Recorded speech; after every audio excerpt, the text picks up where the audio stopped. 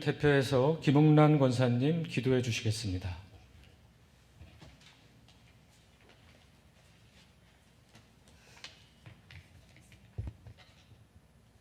기도하시겠습니다. 우리의 생명이시며 빛이 되시는 여호와 아버지 하나님, 저희들에게 거룩하고 복된 날을 허락하여 주셔서 삼부 예배부 헌신 예배로 드리게 하심을 감사드립니다. 은혜의 하나님 아버지, 저희들 세상 속에 살면서 이기적인 생각으로 살아왔음을 고백합니다. 저희들의 죄와 잘못을 용서하여 주시고 주님의 십자가의 보혈로 깨끗이 씻어주셔서 온전케 하시며 하나님의 믿음의 자녀로서 거듭나게 하여 주시옵소서. 이 시간 예배부 헌신 예배를 통해 저희들이 하나님의 귀한 일꾼으로 결단하는 시간 되게 하시고 각자의 맡은 자리에서 주님 주신 직분 잘 감당케 하여 주시옵소서. 예배부장님이신 이유영 장로님을 비롯하여 안내 및 꽃꽂이, 새가족 성기미, 바나바 사역, 성창기 담당 등 여러 가지 모양으로 온 마음 다하여 섬기고 있습니다. 십자가의 사랑으로 온전한 예배부가 되게 하시고 하나님의 일하심을 보고 느끼게 하시며 감사가 넘치게 하옵소서. 저희 수원 종로교회를 위하여 기도합니다. 말씀과 기도로 든든히 서가게 하시고 모든 일에 합력하여 선을 이루는 귀한 공동체 되게 하여 주시옵소서. 결실의 계절인 추수의 때입니다. 더욱더 하나님을 가까이 하는 예배자의 삶이 되길 기도드립니다. 10월 13일부터 11월 17일까지 35일간 새생명 축제가 진행되며 전도 부흥회도 계획 중에 있습니다. 영혼 구원을 위해 최선을 다하게 하시고 많은 열매 맺도록 인도하여 주시옵소서. 이 시간 여호와의 이름을 부르자라는 제목으로 말씀을 선포하실 강성률 담임 목사님에게 함께 하시어 하나님의 지혜와 능력으로 성령 충만케 하시고 듣는 저희들에게는 마음문을 열고 들을 길을 주셔서 마음이 뜨거워지며 주님 주시는 은혜와 긍휼과 평강이 넘치게 하여 주시옵소서. 이 생명의 말씀이 우리 마음밭에 옥토가 되게 하시고 날마다 우리의 갈 길을 인도하여 주시옵소서. 주님께서 함께 하실 것을 믿사오며 길이요 진리요 생명 되시는 예수 그리스도의 이름으로 기도드리옵나이다. 아멘.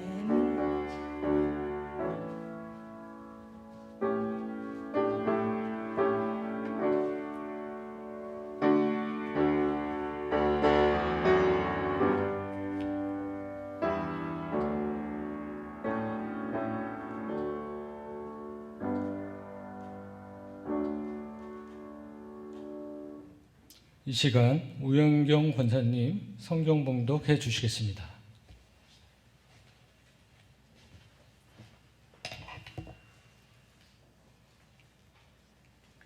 오늘 하나님이 우리에게 주시는 말씀은 유엘 22장 28절부터 32절의 말씀입니다.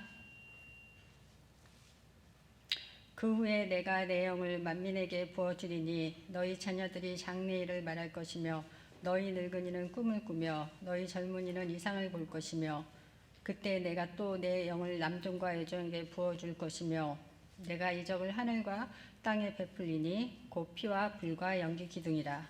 여호와의 크고 두려운 날이 이르기 전에 해가 어두워지고 달이 핏빛같이 변하려니와 누구든지 여호와의 이름을 부르는 자는 구원을 얻으리니 이는 나 여호와의 말대로 시온산과 예루살렘에서 피할 자가 있을 것이며 남은 자 중에 나 여호와의 부름을 받을 자가 있을 것임이니라.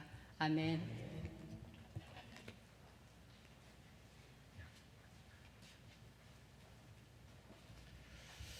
다음은 예배부 식구들 나오셔서 은혜의 찬양, 특별 찬양을 하도록 하겠습니다. 제목은 빛의 사자들이여입니다.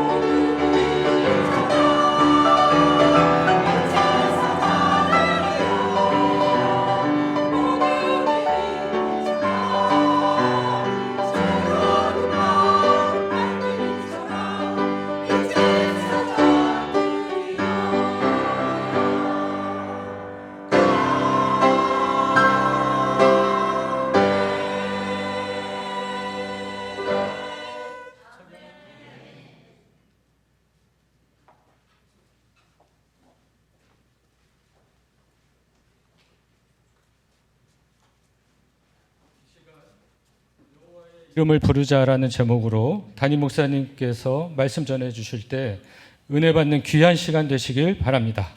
아멘. 할렐루야.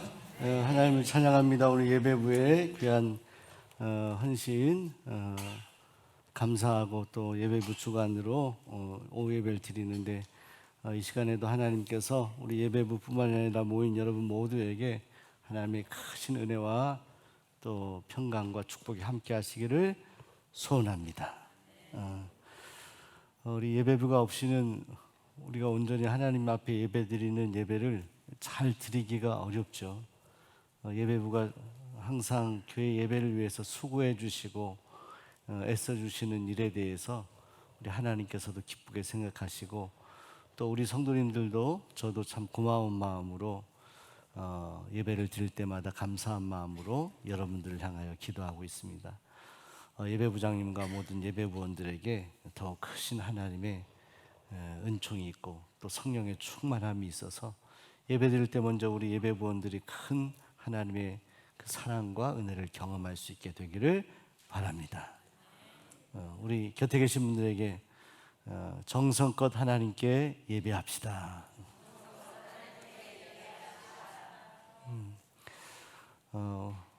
우리 교회에서 하는 많은 사역들 있는데요. 또 하나님의 자녀로 성도로 살아가면서 우리가 해야 될 많은 일들이 있는데 그 중에 1번이 무엇일까요?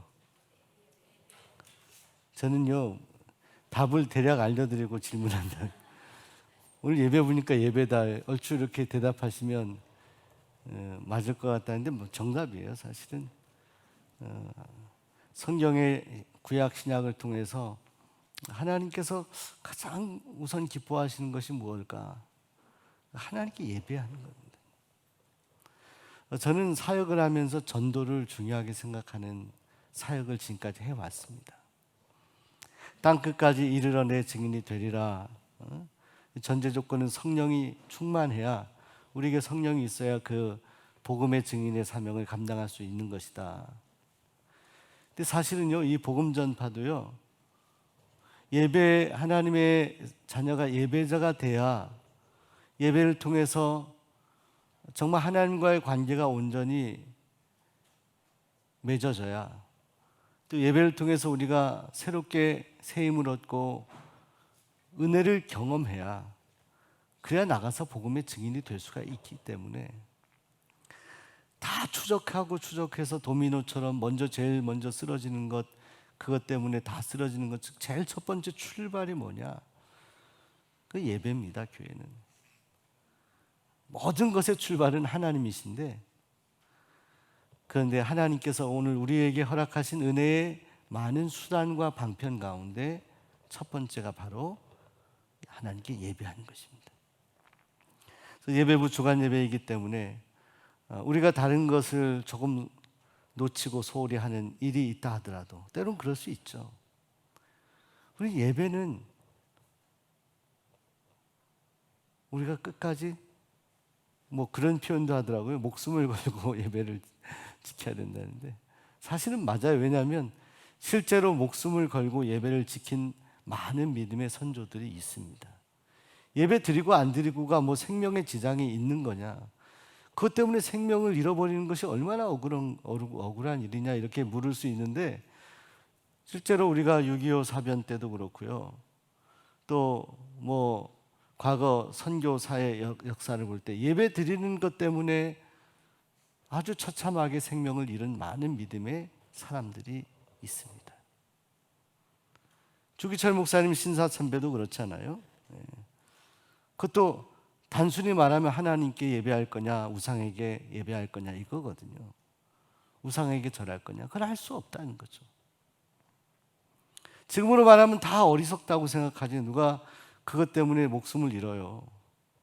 예배 드리고 안 드리고 때문에 목숨을 잃는다는 거, 이거는 세상에 어떤 사람이 봐도 이상한 것이고 말이 안 되는 것인데, 그런데 하나님의 백성들, 하나님의 자녀들에게 하나님께서 이미 알려놓으신 길이 있습니다. 거룩한 길.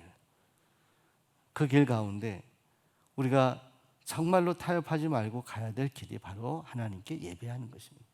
근데 지금 이 시대는 어떤 시대냐? 이 정말 중요하다고 생각하는 이 예배가 많이 무너져 있어요.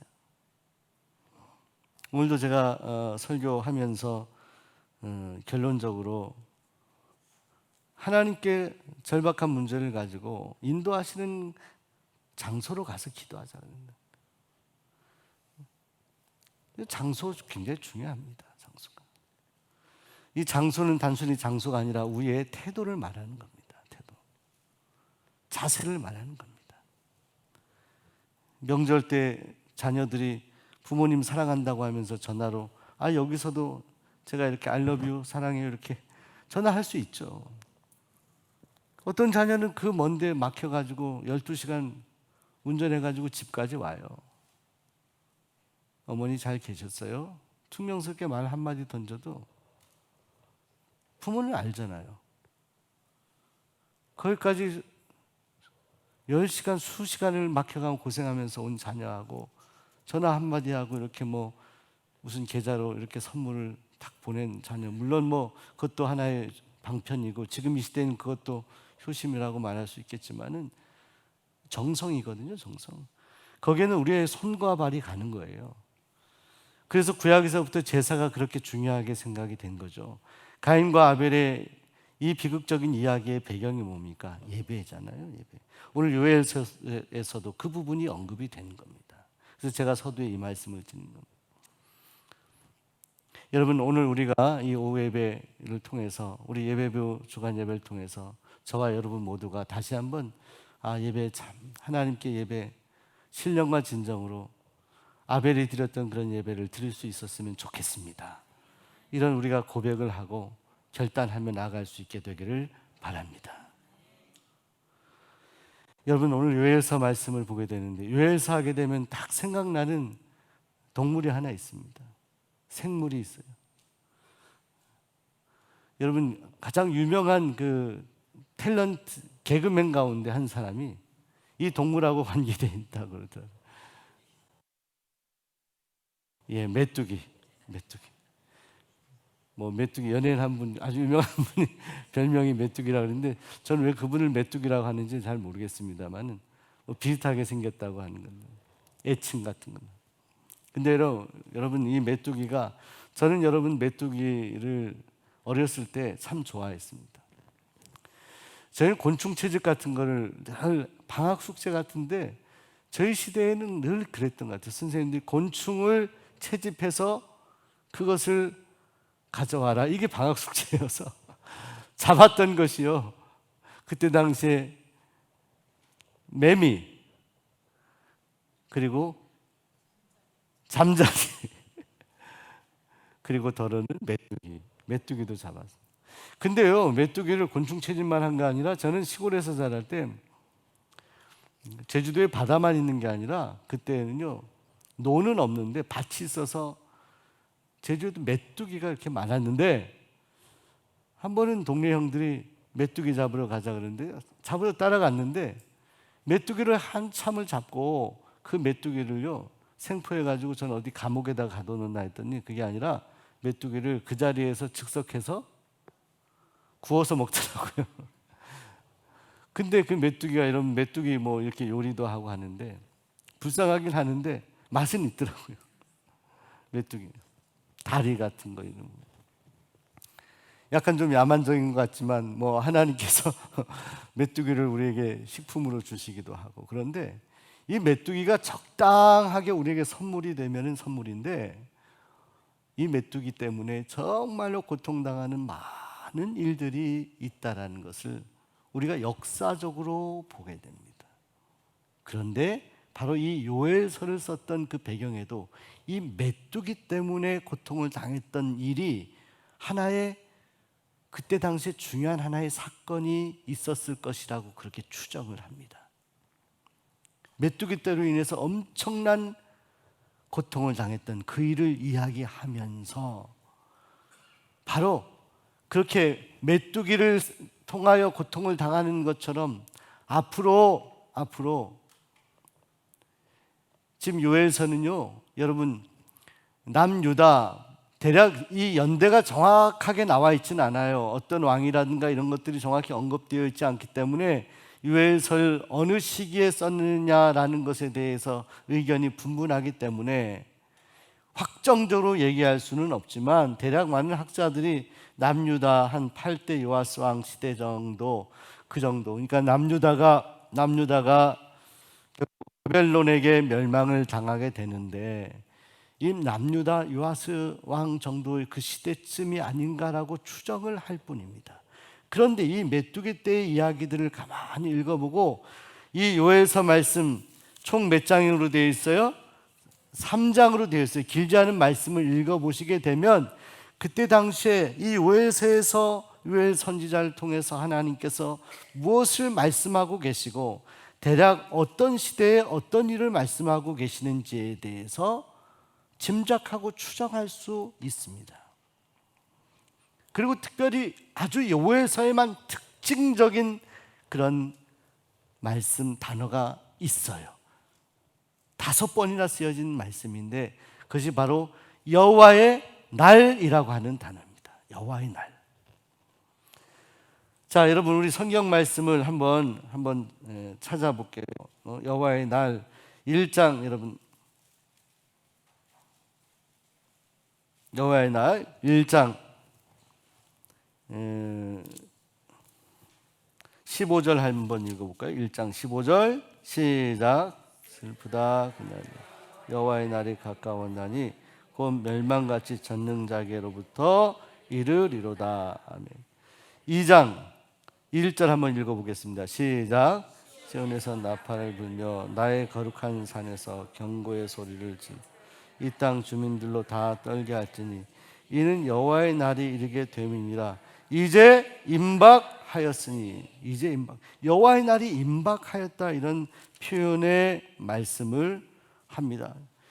2장 11절 읽어볼게요. 2장 11절 시작. 여호와께서 그의 군대 앞에서 소리를 지르시고 그의 진영은 심히 크고 그의 명령을 행하는 자는 강하니 여호와의 날이 크고 심히 두렵도다. 당한 자가 누구이랴 이렇게 말씀합니다. 2장 31절 읽어보겠습니다. 시작.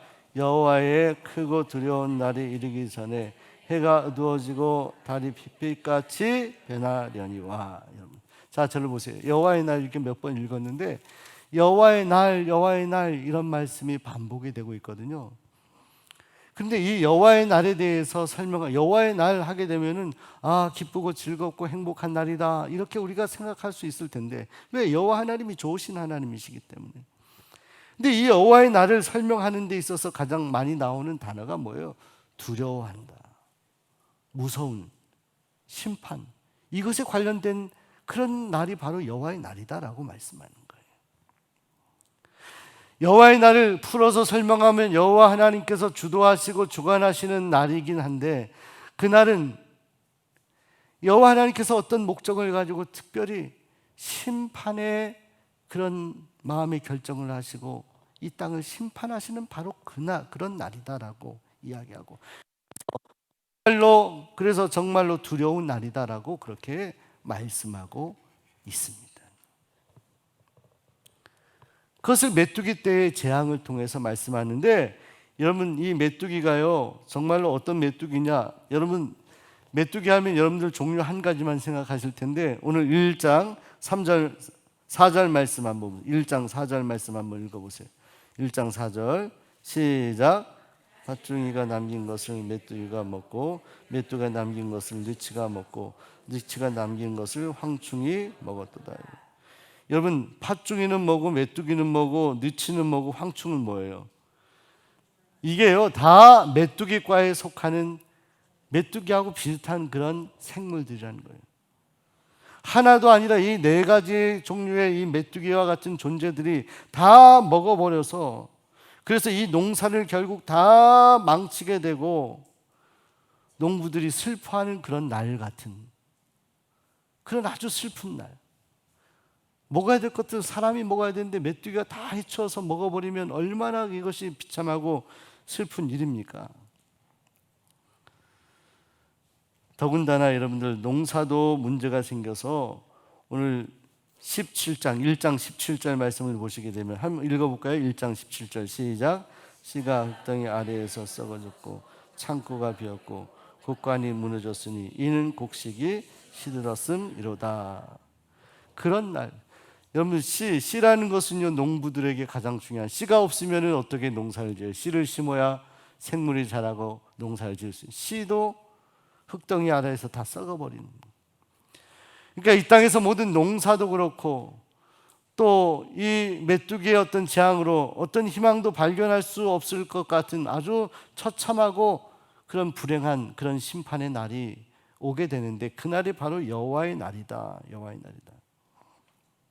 자, 그런데 바로 그 여호와의 날을 맞이하면서 이 요엘 선지자는 이렇게 심판의 그런 날을 선언하면서 유다 백성들에게 무언가를 말하고 싶은 것이 있는데, 그 말하고 싶은 말씀이 중간중간에 기록이 되어 있어요. 여러분 1장 14절 말씀 한번 읽어보세요. 1장 14절 시작. 너희는 금식일을 정하고 성회를 소집하여 장로들과 이 땅의 모든 주민들을 너희 하나님 여호와의 성전으로 모으고 여호와께 부르짖을지어다. 우리 옆 사람이 여호와께 부르짖읍시다. 여호와께. 여러분 심히 두려운 날이 유다 백성들에게 찾아올 것이지만, 그때 그 여호와의 날에 슬픈 날, 심판의 날이지만 해야 될 것이 있다. 할 수 있는 최선의 것이 있다. 그것은 그날은 어차피 올 수밖에 없는 그런 현실로 다가오는 그런 날이지만, 그러나 너희는 금식일을 정하고 성회를 소집하여 장로들과 이 땅의 모든 주민들을 너희 하나님 여호와의 어디로? 성전으로 모으고 여호와께 부르짖을까? 모으고 여호와 하나님 앞에 기도하자. 여러분 저는요 지금 이 시대에도요 여호와의 날과 같은 그런 징조가 너무나 많다라는 생각이 듭니다. 여러분 우리 자연 현상을 어떻게 보시나요? 메뚜기 때의 재앙, 이것이 실제로 이 유다 백성들에게 있어서 정말 그것 때문에 고통을 당한 경험이 있기 때문에 그 고통을 알고 있는 유다 백성들에게 이 메뚜기 때의 재앙, 그래서 농사가 다 망가지고 피폐해진 그 일을 통해서 이 요엘 선지자는 이스라엘 백성들이 경험한 그 경험을 통해서 여호와의 날이 다가왔을 때 정말로 이것보다 더 심각한 그런 아주 어려운 그런 날들이 우리에게 오겠지만, 그러나 그때도 여전히 여호와 하나님께, 하나님을 소망하고 바라보며 금식일을 정하고 부르짖어 하나님을 찾아야 되지 않겠느냐, 성전으로 모여 하나님께 기도해야 되지 않겠느냐, 이렇게 말하거든요. 지금 여러분 이 시대에 지금도 그런데 너무나 그 오래전에 있었던 메뚜기와 재앙 같은 이런 자연재해나 돌아간 여러 가지 현상들을 보면서, 질병이나 재해를 보면서 우리도 여전히 그런 생각을 동일하게 하지 아니할 수가 없는 시대에 살아가고 있습니다. 얼마 전 코로나를 경험했습니다. 누가 그것을 막을 수 있었습니까? 여러분 메뚜기의 재앙이라는 것은요, 달리 말하면 아무도 막을 수 없는 재앙을 말씀합니다. 당시에 메뚜기의 재앙을 막을 사람도 없었고 막을 수도 없는 그런 재앙이라는 거예요. 재앙은 그런 거예요. 여러분 쓰나미, 일본 쓰나미 그 동영상 보면요, 바닷물이 막 해변가로 밀려 들어오는데 그것이 다 해변 주변에 있는 집이나 차나 뭐 이런 것들을 완전히 초토화시키더라고요. 지진 그렇습니다. 지진이 와 이렇게 뭐 진도 6 뭐 이렇게 하는데 다 무너지는데요, 땅이 갈라지고 건물들이 무너지고, 그거를 사람이 어떻게 막아요? 지진을 어떻게 막냐고요? 건물 무너지는 걸 어떻게 해요? 그걸 받쳐요? 어떻게 해요? 아무리 지진 설계를 잘 해놓은 건물이라 하더라도 진도가 뭐 7, 8 이렇게 넘어가는데 그거 버텨낼 수 있는 인간의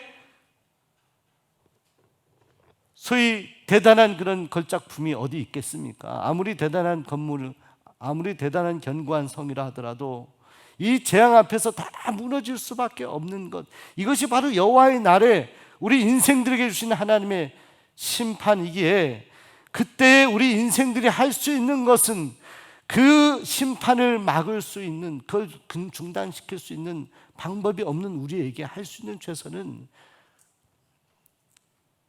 그 여호와의 날의 심판을 허용하시는 하나님 앞에 두 손 들고 금식하며 울며 간구하고 회개하고 기도하는 것밖에는 없다라고 말씀하는 거예요.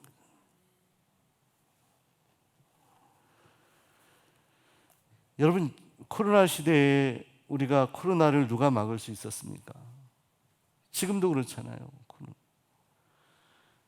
어느 서구 문명이 이 코로나를 막을 수 있었어요? 백신을 3번이나 맞았잖아요, 여러분. 백신 4번 맞고 3번 맞는다고 코로나 안 오던가요? 우린 지나서 알잖아요. 아, 이것이 근본적인 해결이 아니구나. 저는 그런 생각이에요. 이건 그냥 우리 인생이 어떤 대안을 세울 수가 없는 그런 일 같은 거예요. 우리가 대안을 세운다고 하지만 그 대안이 사실은 근본적으로 이 재앙을 막을 수 없는, 그 재앙을 허락하시는 분이 그것을 경감시켜 주시지 않으면 우리는 다 죽을 수밖에 없는 존재다. 이것을 우리에게 보여주신 거 아닙니까? 여러분, 코로나도요 조금 더 심하게 왔다 생각해 보세요. 그 돌아가신 분들도 많이 있어요. 코로나 때 우리 교회도 몸이 많이 아프신 가운데 이것이 와서 더 심해져서 소천하신 분도 계시고, 전 세계에 그런 분들이 많아요. 여호와의 날은 누구도 막을 수 없다는 거예요. 그건 하나님이 결정하신 거예요. 그런데 왜 여호와의 날이 왔겠느냐라는 거예요. 왜? 여러분, 우리 소선지서 말씀도 그래요. 대선지서 말씀도 그렇고요. 이사야, 예레미야 말씀도 그렇고요. 요엘서 뭐 다 그래요. 그 원인이 어디에서 온 거냐? 그것이 바로 과거 이스라엘 백성들의 타락에서부터 온 겁니다. 하나님이 작정하셔서 인간에게 심판을 주시기 위해서 하나님이 그런 마음을 아예 품고 그렇게 하나님이 주신 게 아니라 인간의 이 남유다의 타락, 북이스라엘이 아수르에게 멸망하고 남유다가 이제 이 요엘서의 말씀을 통해서 이제 얼마 후면 남유다가 바벨론에게 멸망당하지 않습니까? 바로 그것을 말씀하는 거예요. 이방 족속에게 처참하게 심판을 당하고 끌려가는 그런 고통스러운 날이 다가올 것이다. 그런 심판의 때가 너희가 메뚜기 때를 경험한 것처럼 올 것이다. 그러니 이 때를 대비해서 지금부터 하나님 앞에 간구하며 기도하며 마음을 찢고 기도해야 된다. 자, 이것이 중요한 메시지인데, 그런데 이 요엘서에도 3장밖에 되지 않은 말씀에도 전체 이사야서의 말씀과 동일하게, 예레미야서의 말씀과 동일하게, 그러나 여호와 하나님께서는 그런 너희를 자비롭게 생각하셔서 다시 회복했다가 다시 올 것이다. 여러분, 그래서 우리가 이 대선지서, 소선지서 이 전체의 구도를 보면 전반기에 심판을 말씀하지만 후반기에 희망을, 소망을 다시 말씀하고 있습니다. 더군다나요, 이 요엘서에서 우리가 주목해야 되는 아주 중요한 말씀들이 있습니다. 하나님께서 이 회복의 때를 말씀하시면서 그 말씀이 신약시대에 성령 받았던 베드로와 사도 바울에게 고백되어졌던, 인용되어졌던 말씀 그대로가 이 요엘서의 말씀에 있기 때문입니다. 여러분, 오늘 성경 말씀 우리 한번 찾아볼게요. 여러분, 2장 28절 말씀, 2장 28절 29절 읽어볼게요. 시작. 그 후에 내 영 만민에게 부어주니 너희 자녀들이 장래일을 말할 것이며 너희 늙은이는 꿈을 꾸며 너희 젊은이는 이상을 볼 것이며 그때 내가 또 내 영을 남종과 여종에게 부어줄 것이며. 자, 여러분, 이 말씀 딱 읽으니까 어디 생각이 나요? 사도행전 사도행전 찾아볼게요. 사도행전 2장. 사도행전 2장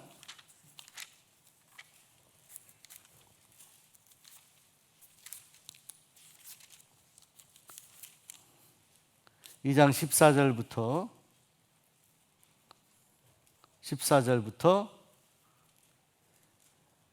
21절까지 한번 읽어보겠습니다. 2장 14절 같이 시작. 베드로가 11사도와 함께해서 술 높여 이르되 유대인들과 예루살렘에 사는 모든 사람 알게 할 것이니 내 말에 귀를 기울이라. 때가 제3시니 너희 생각같이 사람들이 취한 것이 아니라 이는 곧 선지자 요엘을 통하여 말씀하신 것이니 일렀으되 하나님이 말씀하시기를 말세에 내가 내 영을 모든 육체에 부어주리니 너희의 자녀들은 예언할 것이요 너희의 젊은이는 환상을 보고 너희의 늙은이들은 꿈을 꾸리라. 그때 내가 내 영을 내 남종과 여종들에게 부어주리니 그들이 예언할 것이요 또 내가 위로 하늘에서는 기사를 아래로 땅에서는 징조를 베풀리니 곧 피와 불과 연기로다. 주의 크고 영화로운 날이 이르기 전에 해가 변하여 어두워지고 달이 변하여 피가 되리라. 누구든지 주의 이름을 부르는 자는 구원을 받으리라. 아멘. 여러분, 이 말씀은 베드로가요 오순절에 성령 충만히 받은 그때 베드로가 설교한 내용이거든요. 근데 베드로가 구약의 어느 말씀을 인용하냐면 바로 이 요엘서의 말씀을 인용합니다. 그 오래전 요엘서의 말씀을 인용합니다. 그러면 이 베드로의 말씀에 의하면 여기 영을 부어준다라고 약속하셨잖아요.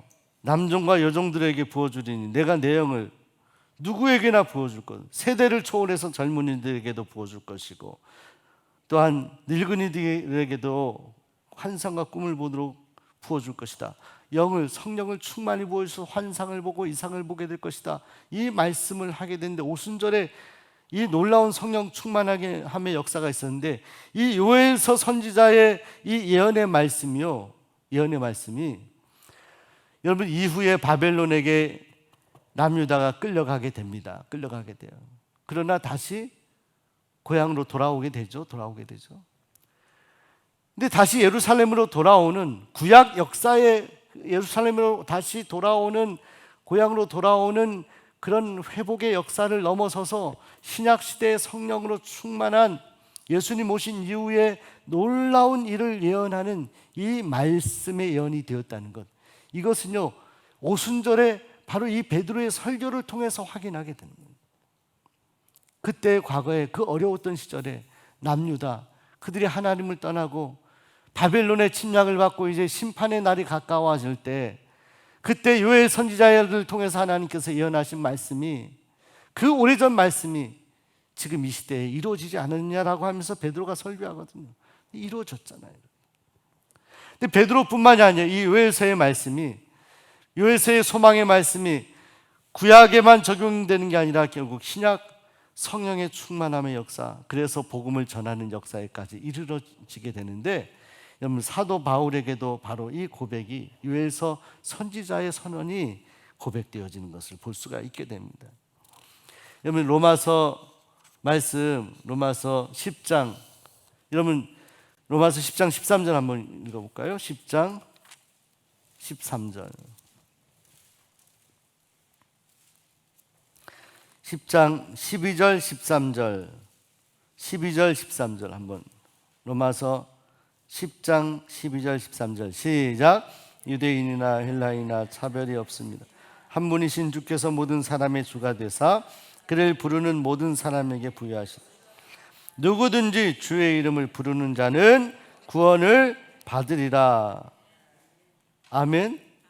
누구든지 주의 이름을 부르는 자는 구원을 받으리라. 이렇게 말씀하고 있단 말이죠.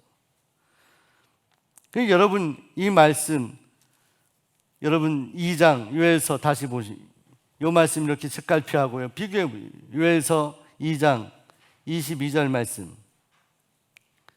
요엘서 2장 22절 한 번 더 시작. 누구든지 여호와의 이름을 부르는 자. 요엘서 2장 32절 시작. 누군지 여호와의 이름을 부르는 자는 구원을 얻으리니 이는 나 여호와의 말대로 시온산과 예루살렘에서 피할 자가 있을 것이며 남은 자 중에 나 여호와의 부름을 받을 자가 있을 것임이니라. 누구든지 여호와의 이름을 부르는 자는 구원을 얻으리라. 똑같이 그렇게 사도 바울이 고백한. 여러분, 바울과 베드로는 신약 시대입니다. 성령 충만이 받았고 베드로가 오순절 성령의 사건 이후에 성령의 충만함을 설교할 때 그때 요엘 선지자를 인용합니다. 바울이 복음을 전할 때 로마 교회에 보낸 편지에서 바로 누구든지 주의 이름을 부르는 자는 구원을 얻는다.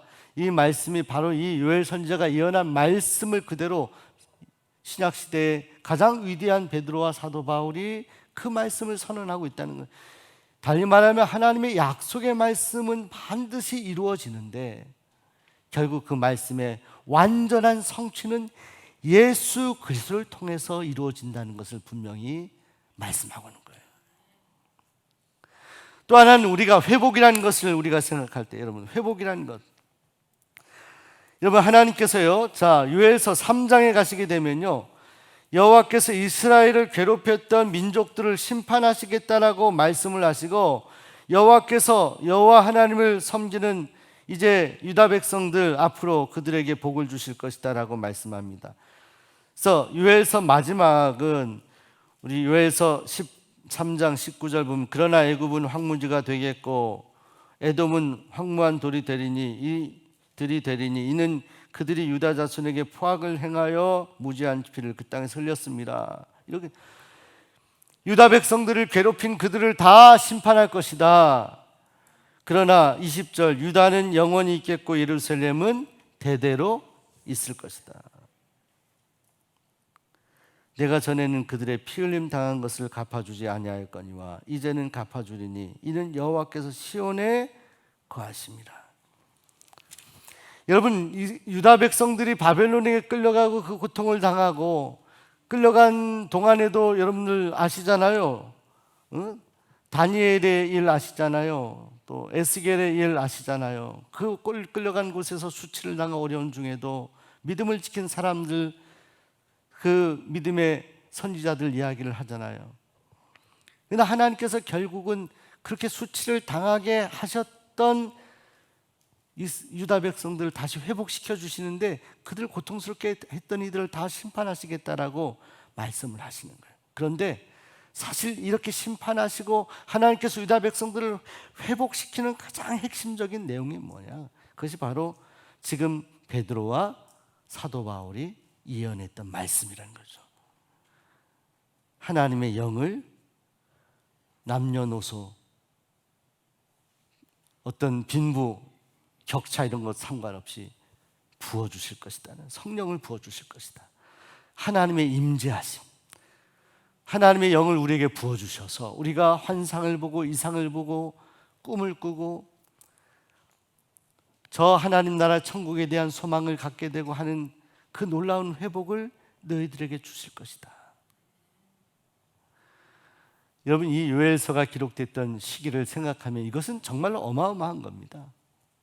당장 가까운 데 일어날 현실들, 앞으로 당할 재앙들을 말씀하지만 그러나 요엘 선지자는 하나님의 창조주 하나님 여호와 하나님의 종으로서 너무나 깊은 하나님의 예언의 영감을 주셔서 그 시대를 넘어서서 예수 그리스도 이후에 주실 놀라운 영적인 회복까지도 선언하게 하신 것. 그래서 베드로와 사도 바울은 요엘서 선지자의 말씀을 인용하며 그때 그 당시에 어려웠던 시절에 유다의 요엘 선지자가 예언했던 말씀이 이렇게 이루어졌다라고 선언하기까지에 이르게 되는 것입니다. 사랑하는 여러분, 그 만민에게 부어주시는 영, 성령이 오늘 우리에게도 충만하게 되기를 소원합니다. 또 젊은이에게도 충만하게 되기를 소원합니다. 연세 드신 분들에게도 충만하게 소원합니다. 누구에게나 그 영을 부어주실 수 있기 때문에 하나님은 거룩하시고 공평하신 하나님이십니다. 그 하나님 우리에게 은혜를 주시는데 이 요엘서 보면요 참 재미있는 말씀들이 많이 있습니다. 많이 있어요. 특별히 2장 23절 한번 읽어볼까요? 2장 23절 시작. 시온의 자녀들아 너희는 너희 하나님 여호와로 말미암아 기뻐하며 즐거워할 그가 너희를 위하여 비를 내리시되 이른 비를 너희에게 적당하게 주시리니 이른 비와 늦은 비가 예전과 같을 것이라. 이렇게. 여러분에게도 이른 비를 주시기를 소원합니다. 또 늦은 비를 주시기를 소원합니다. 이른 비는 이스라엘 백성들에게 파종, 씨 뿌리고 파종할 때 비, 늦은 비는 곡식 거둘 때쯤에 내리는 비라고 그렇게 알려져 있습니다. 이른 비와 늦은 비, 때에 맞게 하나님께서 은혜를 주실 것이다. 주실 것이다.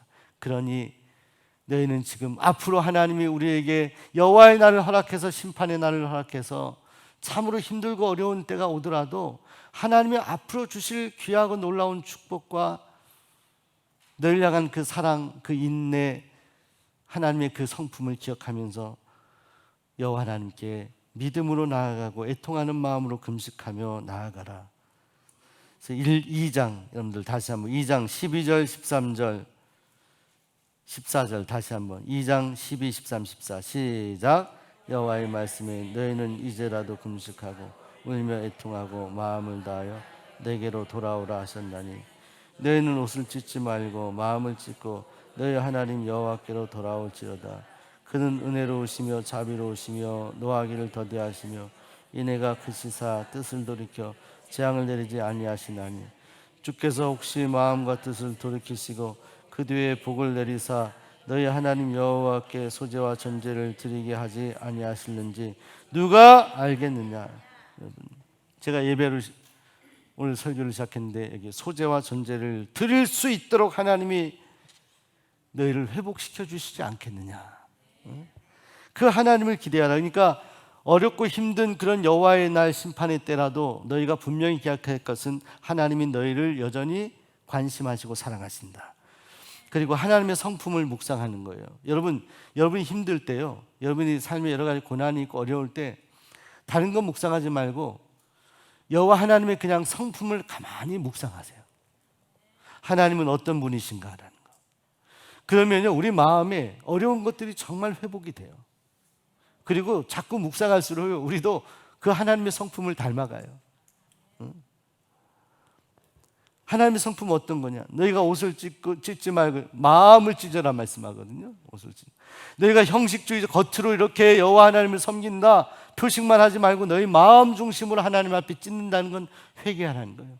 그리고 여호와 하나님께 애통하는 마음으로 돌아오라는 거죠. 그러면 하나님은 다 받아주신다.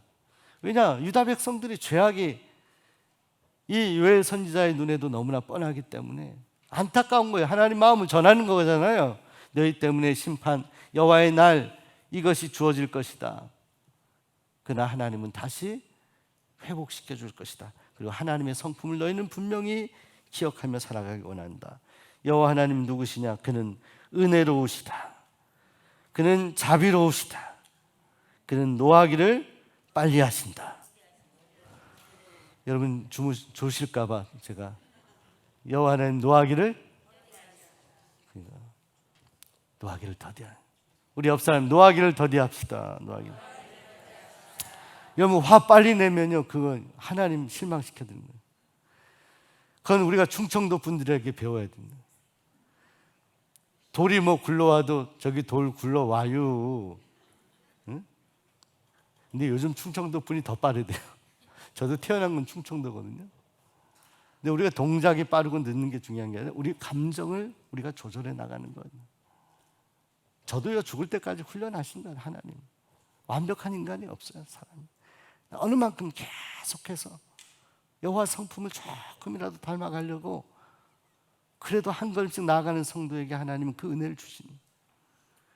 근데요 이것을 지키면 여러분에게 어마어마한 하나님의 축복을 주십니다. 우리는 쉽게 뭐 빨리빨리 이런 얘기 많이 하잖아요. 저도 야 빨리빨리 해 빨리빨리 그죠? 여러분 자녀들 키울 때 뭐 학교 이렇게 보낼 때 야 빨리 가. 또 어떤 일을 할 때 회사에서도 바쁘게 돌아가는데 빨리. 물론 빨리 해야 될 땐 빨리 해야 되겠지만 사실은요 조금 느린 것도 괜찮습니다. 한 박자 쉬고 가는 것도 괜찮습니다. 그래도 죽지 않아요.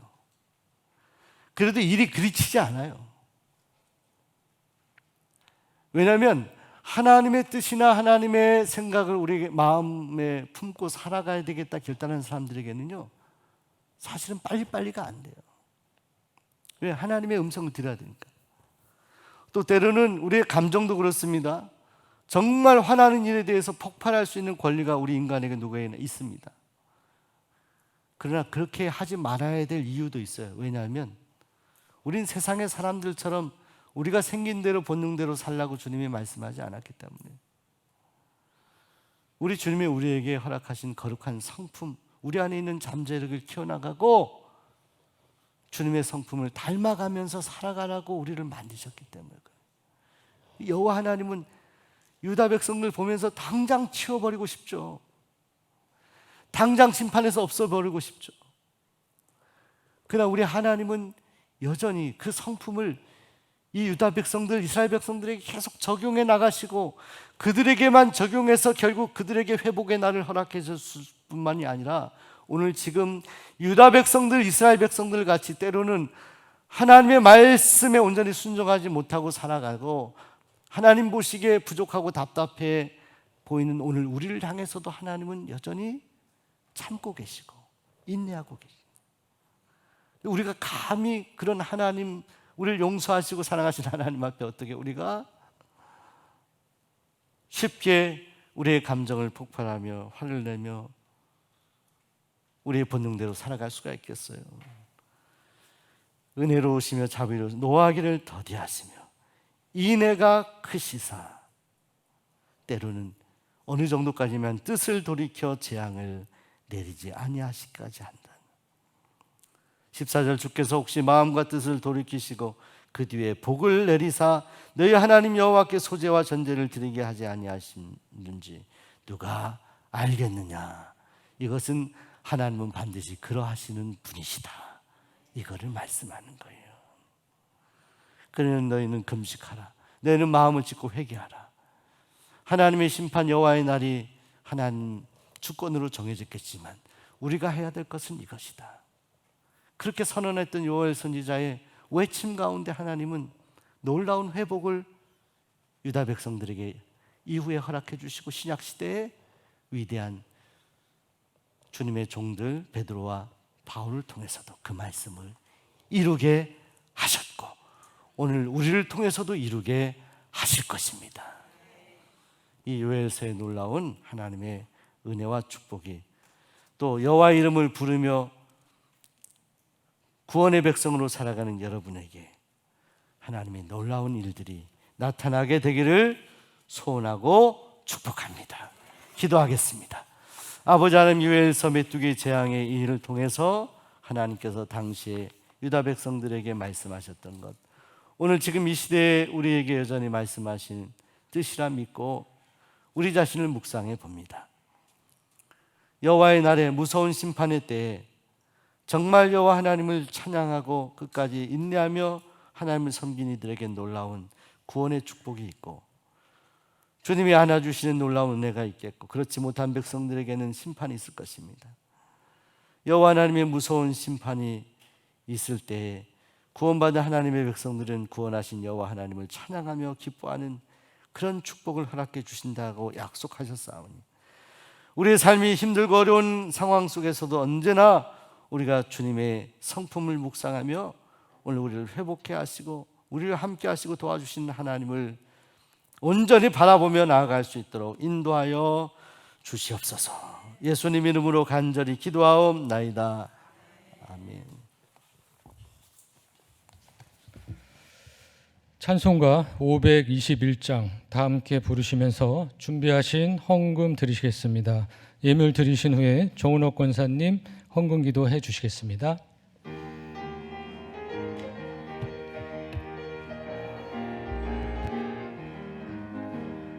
구원으로 인도하는 그 문은 참 좁으며 생명으로 인도하는 그 길은 참 험하니 몸에 지워 있는 그 더러운 죄짐을 하나 없이 벗어놓고 힘써서 들어갑시다. 구원으로 인도하는 그 좁은 문 들어가 영생으로 인도하는 그 생명길 갑시다. 이 세상에 많은 사람 그 문으로 들어가 넓은 길로 갈지라도 멸망으로 끝나니 세상 헛된 부귀영화 모두 내어버리고 주의 말씀 순종하여 그 생명길로 갑시다. 구원으로 인도하는 그 좁은 문 들어가 영생으로 인도하는 그 생명길 갑시다. 구원의 문 열렸으니 주의 공로 힘입어 주저 말고 들어가서 생명길로 갑시다. 구원의 문 닫힌 후에 들어가고 싶으나 한번 닫힌 구원의 문 또 열려지지 않으리. 구원으로 인도하는 그 좁은 문 들어가 영생으로 인도하는 그 생명길 갑시다.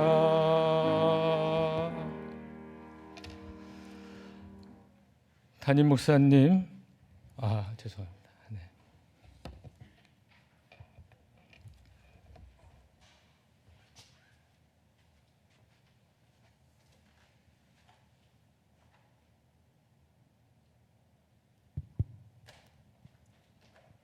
기도드리겠습니다. 저희들의 생사복을 주관하시는 아버지 하나님, 오늘 우리 예배부 회원들이 하나님 앞에 헌신하는 시간을 주심이 감사합니다.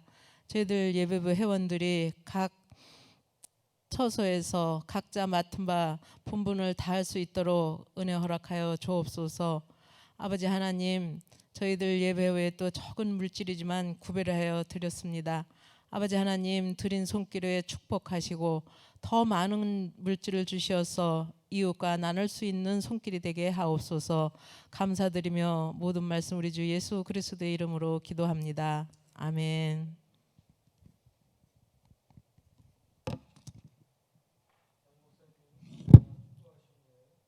예배부 헌신 예배를 모두 마치겠습니다.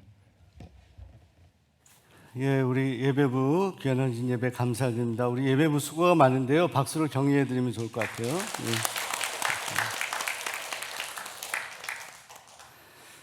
파란 복상이 더 멋져 보입니다. 예. 여러분, 우리 장례가 나서 우리 최영란 권사님 오늘 4일장을 하게 되는데, 제가 오전에 어쨌든 입관식이 오늘 이제 4일장이다 보니까 오늘이나 내일 진행하게 되는데, 오후로 조정된 것으로 들었었는데 입관식은 내일 하시는 것으로 그렇게 원래대로 그렇게 했던 것 같습니다. 그러나 입관 예배는 오늘 주일이고 우리 성도님들 예배 오시러 많이 오셨을 때 가서 예배를 드리는 것이 좋겠다 판단해서 우리 최영란 군사 유족들께서 그렇게 결정하고 오늘 입관 예배를 미리 드려달라고 요청하신 그런 것이었더라고요. 그래서 이따가 우리 기획위원회 마치고 4시 10분에 출발하는데 조금 여러분들 교회에서 함께 담소 나누시다가 함께 조문 가실 분들은 함께 가서 예배드리고 함께 위로를 해드리면 좋을 것 같습니다. 하나님의 은혜 또 평강이 유족분들에게 함께 하시기를 소원합니다. 그리고 한 주 동안 여러분들 승리하시길 바랍니다. 우리 옆에 계신 분들에게 주님의 이름으로 승리합시다. 사경에도 있고 연합성에 있어서 많이 좀 졸리신, 또 새벽기도 나오시고 졸리신 좀인데 힘내고 한 주 동안도 승리하시길 바랍니다. 기도하겠습니다. 아버지 하나님, 하나님의 은혜 가운데 오늘 예배부 주간 예배 하나님 잘 드렸습니다. 하나님, 여호와의 무서운 심판의 날에도 여전히 우리는 그날에 구원받은 하나님의 백성으로서 당당히 우리 주님을 만날 수 있는 축복을 누리도록 인도하여 주시옵소서. 지금은 우리 주 예수 그리스도의 크신 은혜와 하나님의 놀랍고 귀한 사랑과 성령의 감화 감동하심이 오늘 요엘서 말씀을 읽고 여호와의 날을 우리가 생각하면서 금식하며 우리 마음을 찢고 언제나 하나님 앞에 회개하며 하나님 말씀대로 살겠습니다. 여호와 하나님께로 돌아가겠습니다. 결단하며 나아가는 사랑하는 모든 성도들 가운데 이제부터 영원까지 함께 하시기를 간절히 축원하옵나이다. 아멘.